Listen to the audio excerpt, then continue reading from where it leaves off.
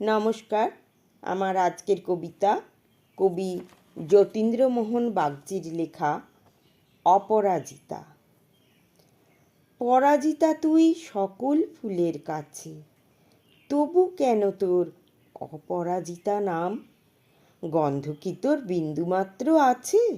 বর্ণ সেও তো নয় নয়নাভিরাম। ক্ষুদ্র শেফালি, তারও মধু সৌরভ, ক্ষুদ্র আতসী, তারও কাঞ্চন ভাতি। গরবিনী, তোর কিসে তবে গৌরব? রূপগুণহীন বিড়ম্বনার খ্যাতি।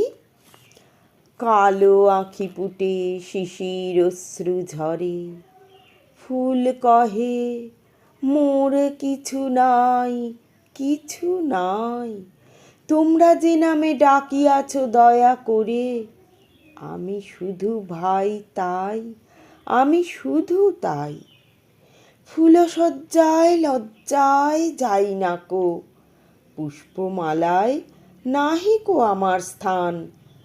প্রিয় উপহারে ভুলেও কি মোরে ডাকো? বিবাহ বাসরে থাকি আমি ম্রিয়মান।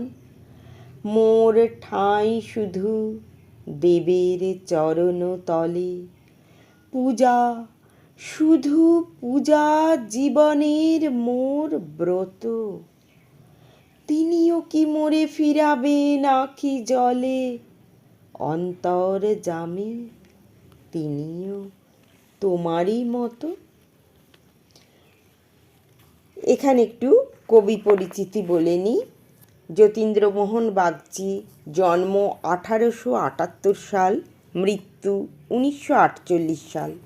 রবীন্দ্রনাথের আবির্ভাবের পরবর্তীকালে বাংলা কাব্যে যাঁরা খ্যাতি অর্জন করেছিলেন, এই কবি তাঁদের অন্যতম। প্রকৃতি এবং মানুষ উভয়ই কবির রচনায় স্থান পেয়েছেন। আলোচ্য কবিতাটি প্রকৃতিকে অবলম্বন করে রচিত। অপরাজিতা একটি সাধারণ গাঢ় নীল রঙের ফুল। এর অন্যান্য রঙও আছে, কিন্তু সব ফুলের কাছেই পরাজিত সে। তার গন্ধও নেই কোনো, নয়নাভিরাম বর্ণও নেই। তবুও কেন সে অপরাজিতা? অপরাজিতা নিজের সব অক্ষমতা স্বীকার করে নেয়। সে বলে সে একমাত্র পূজার অর্ঘ্যেই ব্যবহৃত হয়। তার জীবনের একমাত্র গৌরব সে দেবতার চরণে।